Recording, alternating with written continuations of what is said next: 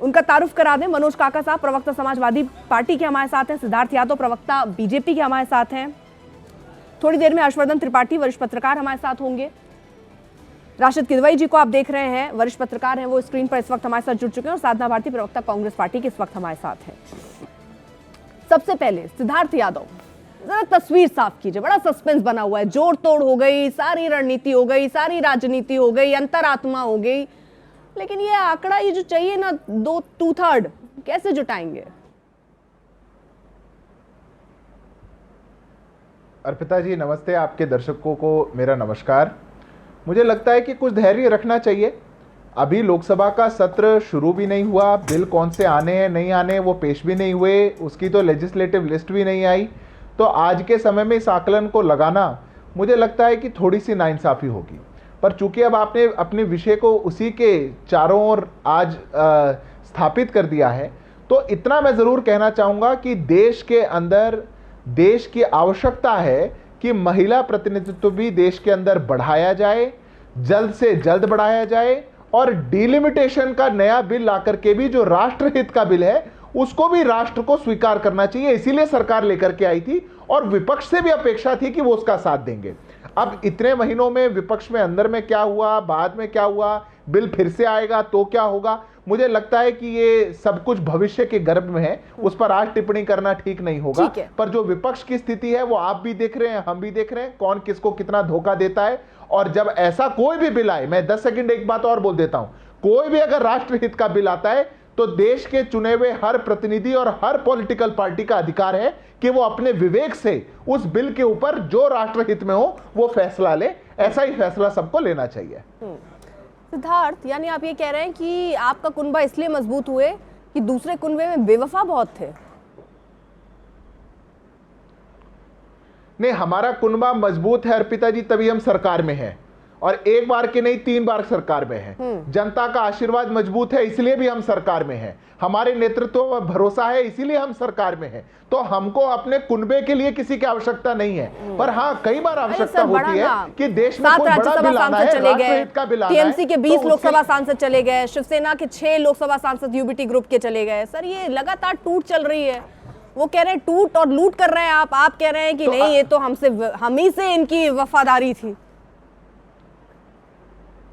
तो अर्पिता जी, हमको तो सरकार बनाने के लिए कोई सांसद चाहिए नहीं, हम तो सरकार में हैं। अब वो टूट क्यों रहे हैं, आप उनसे पूछिए ना। अरे फिर वही बात है, फिर आप कह रहे हैं कि बिटवीन द लाइन मत पढ़िए, अभी तो कुछ नहीं हो रहा है, आप लोग अलग ही बात सोच रहे हैं। हम लोग इसलिए सोच रहे हैं, तभी मैं बता रही हूँ 2/3 पूरा अगर आपने देखा हो सर, हमने बताया ना 2/3 की जरूरत किन किन चीजों पर बीजेपी को पड़ेगी। आपने अभी नकार दिया, लेकिन देखिए कहानी तो यही है। और अगर मुलाकातों का दौर देखिए, योगी आदित्यनाथ लगातार मुलाकात कर रहे हैं, नितिन नवीन के मंथन चल रहे हैं, एकनाथ शिंदे से मुलाकात हो रही है। शिंदे देखिए किस तरह बाकी गुट के 6 सांसद अभी लेकर गए, बैठकें चल रही हैं। सर, बहुत कुछ चल रहा है। अब आप नहीं बताना चाह रहे हैं वो अलग बात है, मैं अर्पिता जी नहीं बताना चाह रहे वो अलग बात है, लेकिन सर चल तो रहा है। अर्पिता जी, मैं 10 सेकंड में जवाब दे देता हूं। हम लोग मेहनत कशी पार्टी के कार्यकर्ता हैं, हम निरंतर राष्ट्र के लिए मेहनत करते हैं। हम कोई थाईलैंड और यूरोप की छुट्टियों पर थोड़ी हैं जो मुलाकातों का दौर नहीं चलेगा। मुलाकातों का दौर तो चलेगा, राजनीति में है, मेहनत विपक्ष के तोड़ने की। हम तो जाएंगे, लोगों से मिलेंगे। नहीं, मेहनत है देश की सेवा करने की, मेहनत है अपने सहयोगी दलों को साथ रख के उनका विश्वास जीतने की, मेहनत है देश का विकास जीतने की, विश्वास जीतने की, मेहनत है देश में विकास करने की, ये मेहनत है हमारी। अब वो आपस में रूठ हो, अब आप मुझे बताइए, अभिषेक बनर्जी से रूठे हुए हैं उनके लोग, ममता बनर्जी कहे मेरा भतीजा ही आगे जाएगा, उसका दोष हम पर कैसे? कोई कहेगा आदित्य ठाकरे ही आगे जाएगा, उसका दोष हम पर कैसे? आपकी बातों पर इसलिए यकीन नहीं होता क्योंकि अचानक से सबको बीजेपी के लिए प्यार तो नहीं आ सकता सर। हर पार्टी के हर नेता ये अचानक से देखने लगे कि बीजेपी ही सबसे अच्छी पार्टी है, ये तो नहीं हो सकता सर। ये तो आप और मैं दोनों जानते हैं, और जो राजनीति को समझते हैं वो भी जानते हैं। हर्षवर्धन जी भी हमारे साथ इस वक्त है, राशिद किदवई जी भी है, वो भी बखूबी इसको समझ रहे हैं।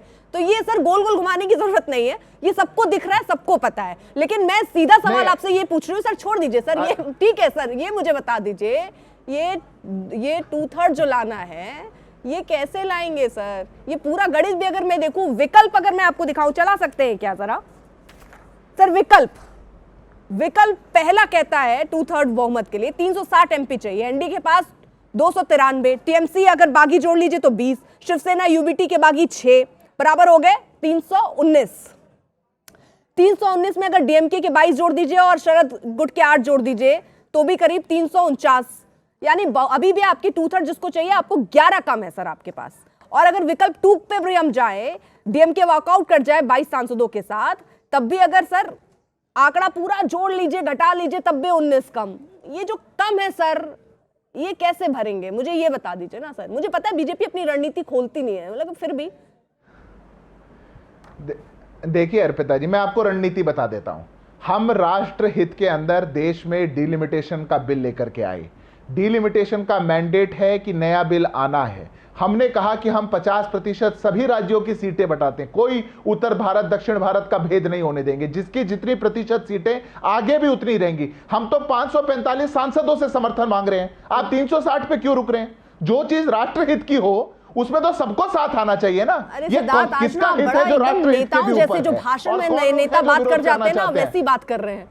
जो भाषण में ये कला, ये भी तारीफ के काबिल, मतलब आपको मेरी बात सर सुनिए, तो मैं आपसे सीधा ये पूछ रही हूँ, ये गणित कैसे पूरा होगा? आप इतनी बढ़िया बातें कर रहे हैं, वो बातें कर रहे हैं जिसको सुनकर जनता जो है रैलियों में पहुंच जाती है, आप वो बात कर रहे हैं। नहीं अर्पिता जी, मैं आपके शो को रैली नहीं बनाना चाहता। सरकार को अपना बिल पास कराने के लिए जो नंबर की जब आवश्यकता होगी, सरकारें प्रयास करती हैं। हमने पहले भी विपक्ष से आह्वान किया था, हमारा वो बिल नहीं पारित हो पाया। अगर इस बार पारित हो जाएगा, अब आए ना मुद्दे पे, ये प्रयास ही तो समझ रही हूँ, ये प्रयास तो दिख रहे हैं आपके, उसको कौन इनकार कर रहा है? लेकिन मैं कह रही हूँ जो कम पड़ रहे हैं नंबर, उन पे क्या प्रयास के लिए आह्वान किया जाता है, और क्या करेंगे? अरे हम प्रयास के लिए आह्वान करेंगे, आप देखिए ना, हम सबको आह्वान कर रहे हैं, पिछली बार हो गया, समर्थन करिए। पिछली बार हो गया और बिल गिर गया, तो आप देख लीजिएगा। तो कई बार अंतरात्मा नहीं जागती, कई बार जाग जाती है। अगर जाग जाएगी तो बिल पारित हो जाएगा। कोई अपने हित को राष्ट्रहित के ऊपर रखेगा तो नहीं होगा। आपके हिसाब से वो तो जाग कर आपके साथ चले गए। नहीं, हमारे साथ आने का कोई विषय नहीं है, और बिल पे साथ आना भाजपा से मिलना नहीं है, ना ही कोई भाजपा में आकर के जुड़ गया हो। ये बिल में आना पार्लियामेंट्री डेमोक्रेसी में बहुत अलग चीज है। अर्पिता जी, मैंने अभी आपको दिखा दिया कि कितने हाल फिलहाल में किस तरह से सब तोड़ कर जा रहे हैं। एनसीपी तक आपका समर्थन करने को तैयार हो गई, अगर उनके शर्तें मान लीजिए, कितने छोड़ कर अपने दल को जा रहे हैं। ये तो सारा सब सर सामने है ना, इसको तो नकारा नहीं जा सकता। खैर समझ गई मैं, मतलब ये भी आप कह सकते हैं कि हमारे पत्ते अभी हम खोलेंगे नहीं। आपने इशारे में यही सिद्धार्थ समझा दिया है। अब जरा मैं आगे बढ़ रही हूँ। मनोज काका साहब, अगर ये ला रहे हैं परिसीमन बिल, तो आपकी पार्टी क्या करेगी? सपोर्ट करेगी? नहीं, हमारी पार्टी तो पहले दिन से विरोध में है और विरोध में रहेगी। विरोध का कारण? हम तो भारत के समाजवादी पार्टी ने, हाँ, विरोध का कारण आपको बिल्कुल जानना चाहिए। हमारी पार्टी तो महिला आरक्षण में भी कोटा विद इन कोटा की बात करती है। हमारी पार्टी ने कहा है, और महिला आरक्षण तो आप जानती हैं 2023 में इस देश में पास हो चुका था। सरकार ने नोटिफिकेशन क्यों नहीं जारी किया? उसके बहुत सारे सवाल हैं। सरकार चाहती है कि पूरी लोकतांत्रिक जो व्यवस्था है उस व्यवस्था को ही अपने तरफ झुका लें।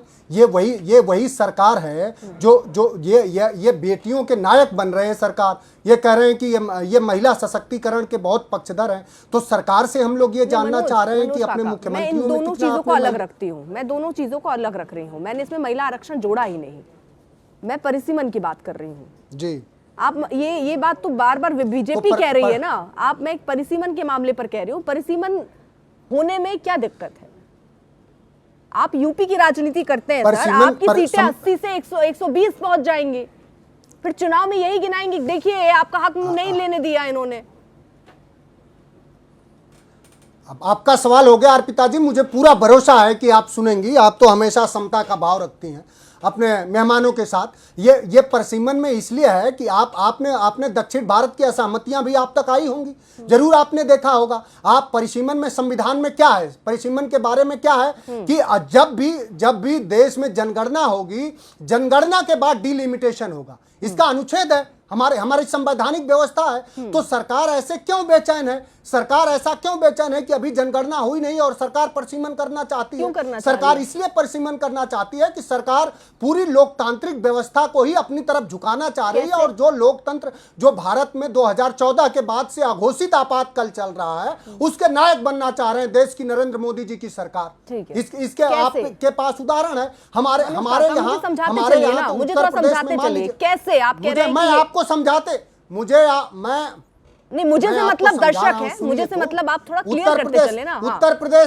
उत्तर प्रदेश में अगर 80 सीट में से अगर 50% बढ़ेगा, 80 सीट में, तो उत्तर प्रदेश में सीट कितनी हो जाएगी आप बताइए मुझे। उत्तर कितनी हो प्रदेश में जाएगी? सीट कितनी हो जाएगी 120 के लगभग। आप बताइए, 120 लगभग। 120 हो जाएगी। हाँ 120 हो जाएगी। आपने ठीक, हमारी सीट कितनी बढ़ गई, हमारी सीट कितनी बढ़ गई?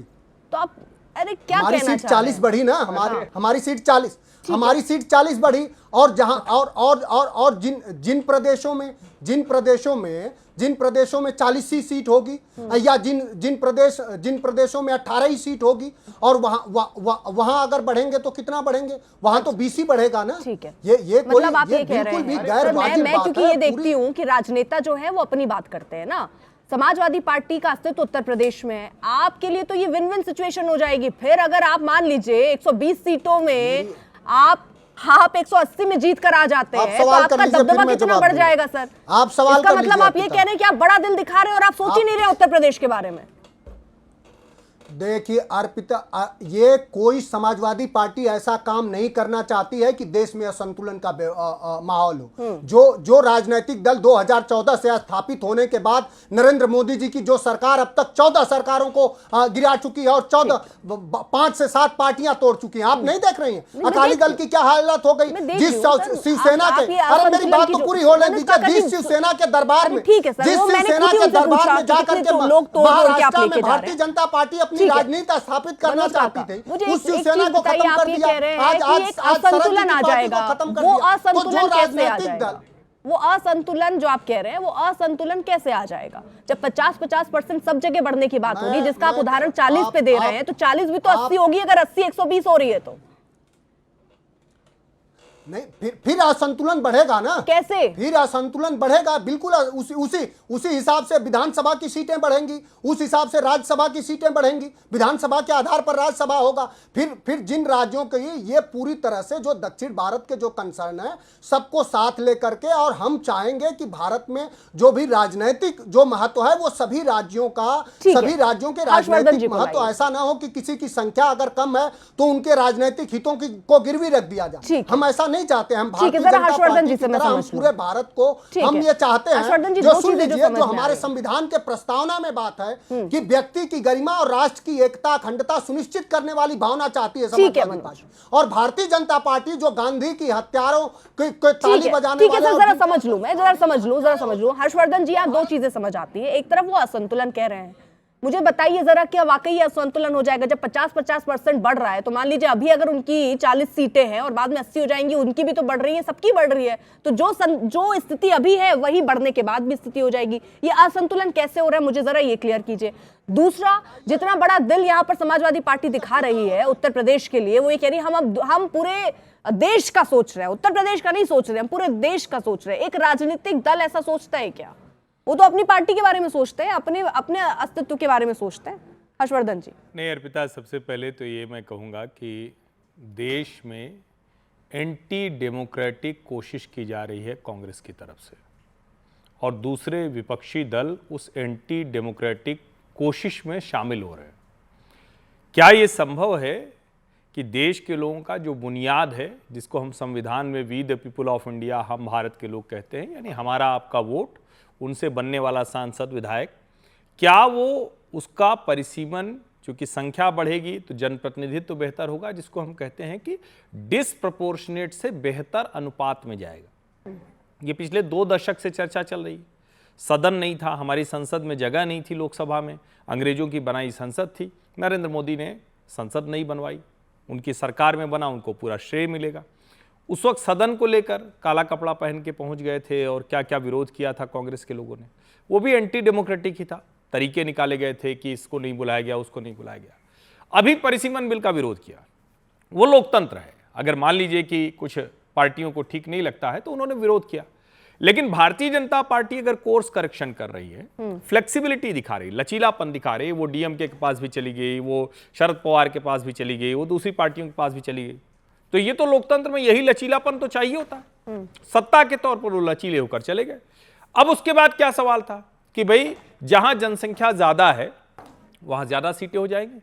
अनुपात गड़बड़ हो जाएगा, असंतुलन वहां होना था। बड़ी मुश्किल है ना कि विरोध करने वाली पार्टियों को तर्क भी नहीं होता, कुतर्क ऐसे गड़ रहे होते, जनता सुनेगी तो हंसेगी। मैं भी उत्तर प्रदेश का हूं, बड़ी हंसी आएगी लोगों को। अब दक्षिण भारत और उत्तर भारत और किसी में असंतुलन न हो तो एक फॉर्मूला आया कि 50% हम करें। इससे क्या होगा कि रेशियो में सबकी सीटें एक बराबर बढ़ जाएंगी, असंतुलन नहीं होगा। इसमें एक तरह से उत्तर भारत को थोड़ा सा कमी होगी, लेकिन चूंकि उनकी सीटें ज्यादा है तो वो संतुलन बन सकता है। एक बेहतर फॉर्मूला आया। ज्यादातर राजनीतिक दल जो समझदार होंगे, अब मान लीजिए तमिलनाडु का दल है, उसको लगेगा कि भाई हमारी सीटें बढ़ेंगी, वो समर्थन करेगा। अब उत्तर प्रदेश में समाजवादी पार्टी क्यों नहीं समर्थन करेगी भला? मैं मनोज काका जी की बात छोड़ दीजिए, वो अपने प्रवक्ता हैं, वो अपनी बात करेंगे, मैं अपनी बात कर रहा हूं। मैं पूछ रहा हूं महाराष्ट्र का जो राजनीतिक दल होगा, सीटें बढ़ रही हैं, उनको ज्यादा सीटों पर लड़ने के लिए मिलेगा, वो क्यों नहीं समर्थन करेंगे भला? ऐसे ही देश के किसी भी हिस्से में क्यों नहीं होगा? और सोचिए जरा, अर्पिता जी इसको ध्यान से सुनिए, अगर समाजवादी पार्टी, कांग्रेस और दूसरे दलों के मुंह से ये ध्वनि निकल रही है कि अरे उत्तर प्रदेश बिहार की सीटें बढ़ जाएंगी, उत्तर भारत की सीटें बढ़ जाएंगी, तो जरा आप सोचिए ये लोग उत्तर भारत विरोधी राजनीति कर रहे हैं क्या? अभी भी उत्तर भारत की सीटें तो ज्यादा ही है ना, 80 लोकसभा सीटें है ना। उत्तराखंड चला गया फिर भी 80 लोकसभा सीटें। तो मुझे लगता है कि क्या कांग्रेस की अगुवाई में जो इस बिल का विरोध करने की कोशिश कर रहे हैं, ये लोग देश की नब्ज की एकदम बिल्कुल परवाह ही नहीं कर रहे हैं, भावना की परवाह ही नहीं कर रहे हैं, और इनको उत्तर दक्षिण लड़ा देना है कोई भावना। मुझे लगता है सरकार बहुत सही एजेंडे पर काम कर रही है और यही सरकार को करना चाहिए, जितना फ्लेक्सिबल करना चाहिए अपने साथ लाना चाहिए। एक और राजनीतिक विश्लेषक है, मतलब वरिष्ठ पत्रकार राशिद किदवई जी हैं। साधना जी, मैं आपके पास आना चाह रही हूँ। मैं जरा, क्योंकि क्या है ना कि वरिष्ठ पत्रकार जो है, ये जरा बता दे, एक को तो सही लग रहा है, राशिद किदवई साहब क्या कह रहे हैं, जरा उनको समझ लेती हूँ, फिर साधना जी आ रही हूँ मैं आपकी इजाजत के साथ। मैडम राशिद किदवई, देखिए, भाजपा या केंद्र सरकार अपनी गलत और अनुचित चीजों को बहुत ही आकर्षक ढंग से पेश करने की कोशिश कर रही है। पहली बात तो यह है कि उनके पास बहुमत नहीं है। चुनाव हुआ था, 240 लोकसभा सीट आई थी। संविधान में जो वी द पीपल की बात कर रहे हैं, संविधान में 2/3 मेजोरिटी का प्रावधान क्यों रखा गया? वो इसलिए रखा गया कि संवेदनशील मुद्दों पे ज्यादा मतलब व्यापक जनहित में काम हो, विल ऑफ द पीपल का रिप्रेजेंटेशन हो। अब 240 से बढ़ा करके 317, 318 सीटें पे जाने पे या 360 का आंकड़ा पूरा करने का जो हथकंडे अपनाए जा रहे हैं, वो घोर आपत्तिजनक है। वो राजनीति के या जो राजनीति के पीछे जो एक मंशा होती है, उसके खिलाफ है। दूसरी बात, परिसीमन और जो विमेन बिल है, वो दो अलग अलग चीजें हैं। परिसीमन आयोग बनता है, वो उसका जनसंख्या उसका आधार होता है, उसकी सिफारिशें आती है और सरकार उसको इम्प्लीमेंट करती है। अब 2011 मतलब 2026 की वो चल रही है, जनसंख्या जनगणना हो रही है। 2011 का क्यों लिया जा रहा है? क्या जल्दबाजी है? क्या आवश्यकता है? महिला बिल तो 543 में पास हुआ था, 543 में इम्प्लीमेंट होना चाहिए। तो तमाम चीजों को घालमेल करके सरकार जो है, वो जो लोकतंत्र के आने वाली राजनीति के अपने तमाम कायदे कानून नियम बदलना चाहती है। और दूसरी बात जो प्रमोशन की बात होती है, ठीक है, ये दो बात बिल्कुल सही है, महिला वाले अलग रख के परिसीमन करना क्यों चाह रही है? मतलब इसके पीछे का खेल क्या लग रहा है आपको? पीछे का खेल ये है कि सरकार बहुत ज्यादा आतुर है कि जब तक 2029 आए तो उस पे जो अभी तक हमारे लोकतंत्र के जो मापदंड थे, जो पैमाने थे, उनको बदल दिया जाए। आपके पास अर्पिता 1000 रुपए है, मेरे पास 100 रुपए है, हम कहते हैं 50% बढ़ा लेते हैं। आपके जो है एक पैसे जो है बढ़ जाएगा, वो 1000 रुपए के आपके 1500 रुपए हो जाएंगे, मेरे 100 रुपए में तो 150 रुपए ही हुए। तो वो प्रपोर्शन नहीं, तो मतलब उस हिसाब से कभी परिसीमन नहीं होना चाहिए। आप ये कह रहे हैं कि परिसीमन होना ही नहीं चाहिए। मैं जरा हर्षवर्धन जी, हाँ हर्षवर्धन जी, क्योंकि आप दिख नहीं रहे मुझे, मैं जरा साधना जी, मैं आ रही हूँ हर्षवर्धन जी, जरा साधना जी को ले लूँ, एक बार सबको जोड़ लूँ। साधना जी, आप विरोधी करेंगे अब तो आपके सारे जो साथ के लोग, तो जिनको आप इंडिया गठबंधन कह रहे थे, सबको साथ में लेकर चलने की बात कर रहे थे, अब तो वो बिखरते जा रहे हैं बारी बारी। देखिए, सबसे पहली बात मुझे लगता है, अभी आदरणीय हर्षवर्धन जी ने जो बात कही, मैं उस पर भी जवाब पहले देना चाहूंगी। उन्होंने कहा एंटी डेमोक्रेटिक, देखिए, जिन लोगों ने धर्मतंत्र का धूर्ततंत्र बना दिया, लोकतंत्र का लूटतंत्र बना दिया और साम दाम दंड भेद अपनाकर और किस तरह सांसदों को, विधायकों को तोड़ने का जिस तरह से प्रयोग कह लीजिए, प्रयास कह लीजिए, करते हुए नजर आती है भारतीय जनता पार्टी, वो इनको एंटी डेमोक्रेटिक दिखाई नहीं देते। और लोकतंत्र को लूटतंत्र बनाना सही मायने में एंटी डेमोक्रेटिक है कि नहीं, ये पूछिए जरा। आप सीधी बात, आप बार बार एक सवाल पूछ रही हैं कि हम परिसीमन बिल का क्यों विरोध कर रहे हैं। अरे भाई, संविधान के हिसाब से ही देश चलेगा ना। कोई भाजपा की बड़ी अम्मा आरएसएस के अहंकारी अरमान से तो देश चलेगा नहीं, मनु विधान से तो देश चलेगा नहीं। तो जब संविधान से देश चलेगा तो संविधान के अंदर ही लिखा हुआ है ना भैया कि पहले जनगणना होगी, जनगणना के आधार पर ही तो परिसीमन होगा। ये तो नहीं इन्होंने अभी चुनाव आयोग से परिसीमन कराया था। जम्मू कश्मीर में इन्होंने 2011 की जनगणना के आधार पर कर दिया, असम में इन्होंने 2001 की जनगणना के आधार पर कर दिया। तो क्या मनमाफिक चलेगी क्या मोदी सरकार, या देश के संविधान के हिसाब से मोदी सरकार चलेगी? और दूसरी बात, क्योंकि महिला आरक्षण की बात ये लेकर आए, 2023 में इन्होंने अनुच्छेद 334A क्लॉज लगाया था, जिसके आधार पर 334A क्लॉज लगाकर इन्होंने 10 साल तक के लिए टाल दिया महिलाओं को आरक्षण देना। इन्होंने बन के आज तक जो पार्टी अपनी एक राष्ट्रीय अध्यक्ष महिला नहीं बना पाई, वो क्या महिलाओं की हित की बात करेगी? हम तो आज भी कह रहे हैं, खुल के कांग्रेस पार्टी कह रही है, हम ये कह रहे हैं कि अभी तत्काल 543 सीटें अभी तो है ना, उनमें कर दीजिए ना तत्काल 33% आरक्षण। और कोटा विद इन कोटा की बात भी हम कर रहे हैं कि जब आधी से अधिक आबादी ओबीसी की है तो महिलाओं में 33% का आदाब करिए, कम से कम 16-17% बनता है। वो 50% वाली जो बात आप लोग कह रहे थे, उस समय ही वो तैयार हो गए थे। अमित शाह ने उसी समय संसद में कहा कि आप कहिए, हम 1 घंटे बना लाते हैं। फिर आप लोगों ने क्यों उस समय इनकार कर दिया? और अभी अगर ये 50% के साथ ही आते हैं तब भी कांग्रेस का यही स्टैंड रहेगा। अरे, महिला आरक्षण कोई विधेयक थोड़ी ना आया था, ये तो आप भी जानती हैं। 131वां संविधान संशोधन विधेयक, ये परिसीमन बिल लेकर आए थे और हमने तो तब भी कहा था, हम तो तब से चिल्ला चिल्ला के कह रहे हैं, अब भी कह रहे हैं, आज कर दीजिए, आज कर दीजिए ना। मैं परिसीमन पर पूछ रही हूँ, परिसीमन पे 50% अब अधिकार और हक की बात कह रही थी ना, तो 50% उन्होंने कहा मैं अभी कर दे रहा हूँ, 1 घंटे के अंदर कर दूंगा। फिर कांग्रेस पार्टी क्यों बदल गई? तो परेशानी है सरकार की, 1 घंटे में अपने मन मुताबिक सब कर देंगे।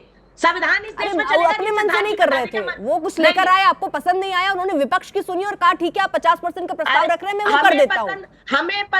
हमें पसंद ये नहीं आया। हमने कहा जनगणना पहले पूर्णता होने दीजिए, जनगणना कराइए, जातिगत जनगणना। पहले ये भाजपा सरकार ने कोर्ट में एफिडेविट दिया, कहा हम नहीं करा सकते। राहुल गांधी जी गांव गांव गली गली उतरे तो इन्हें करवाना पड़ा। मतलब आप ये कह रहे हैं अगर जनगणना हो जाता है उसके बाद परिसीमन हो जाए और उसके बाद इसी 50% के हिसाब से कांग्रेस पार्टी मान जाएगी?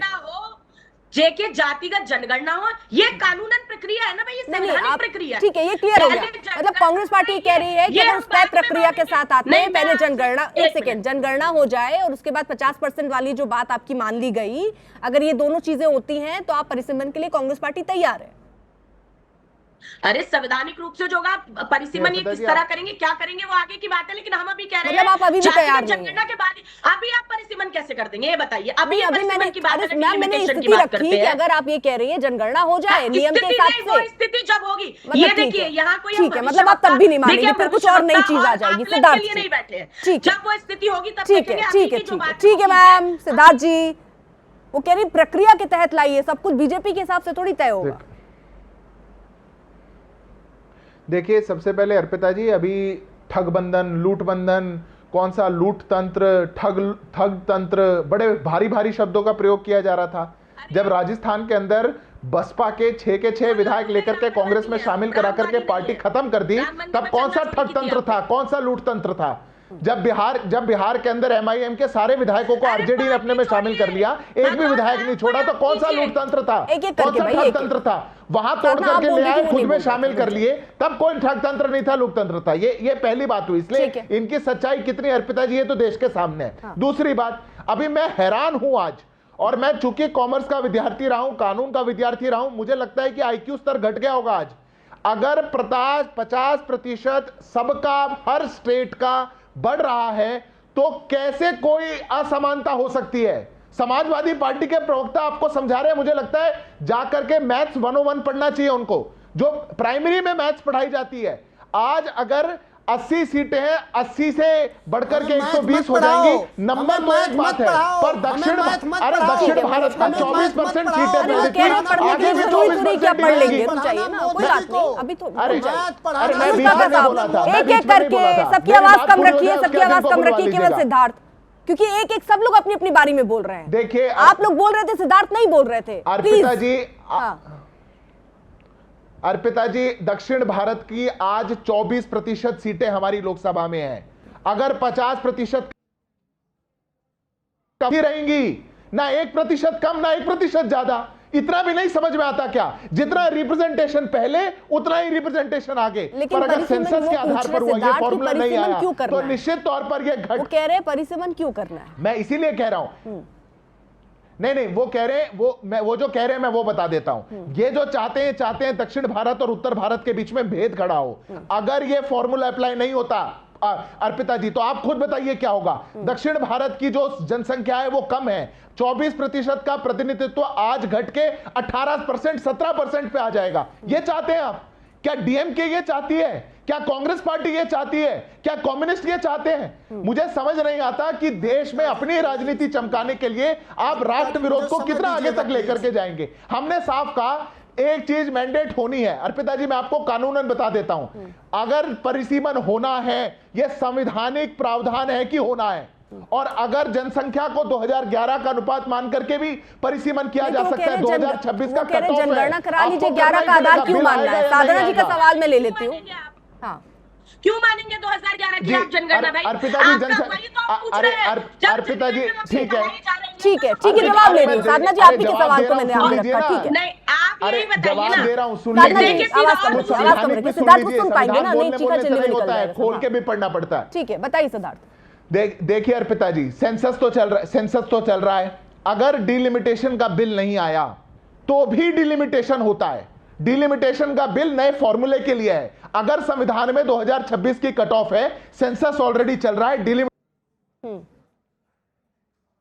में परिसीमन हो जाएगा। पर ये लोग चाहते हैं कि देश के अंदर विध्वंस हो, उत्तर भारत दक्षिण भारत में लड़ाई हो, राजनीति का मौका लगे, सबको साथ लेने का फॉर्मूला ठीक है, लाए। जरा क्योंकि जो बात आप कह रहे बढ़ाएंगे। हैं सिद्धार्थ, वो जो भी बात मंजूर आप नहीं कह रहे था, हैं ये वो इनकी दरअसल मंशा यही है दिखाती कि देखिए ये डिलिमिटेशन 52, 63, 73 और 2002 में हुआ, और क्योंकि अटल बिहारी वाजपेयी जी ने दरअसल इसमें जिस तरह से इसको 26 तक बढ़ा दिया, जिसका आप उदाहरण दे रहे हैं कि 26 के बाद तो होना ही है।